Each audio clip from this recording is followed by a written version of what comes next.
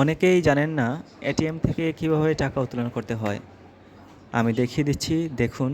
কার্ডটাকে ভিতরে প্রবেশ করালাম, তারপর পিন দেখালো, আমি পিন দিলাম। কোনো এটিএমে দেখায় যে ইংলিশ ভার্সন বা বাংলা ভার্সন, আপনার যেটা পছন্দ হয় সেটা ভার্সন সিলেক্ট করে তারপরে পিন দিতে পারেন। পিন দেওয়ার পর আমি প্রসিড দিলাম। প্রসিড দেওয়ার পরে ক্যাশ উইথড্র করব, উইথড্র দিলাম। আমার সেভিংস অ্যাকাউন্টে হ্যাঁ দিলাম। এবার দেখাচ্ছি আমি কোনো রিসিট নেব কি না। আপনি রিসিট নিতে চাইলে ইয়েস দিবেন, না নিতে চাইলে নো দিবেন।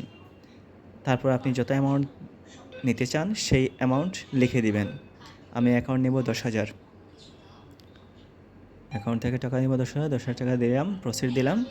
এখন টাকা গুনে তারা আমাকে দিবে, 1 টাকাও মিস করবে না। দেখুন, আমি টাকা 10,000 উত্তোলন করলাম। খুব সহজ সমাধান পদ্ধতি এটিএম পদ্ধতি।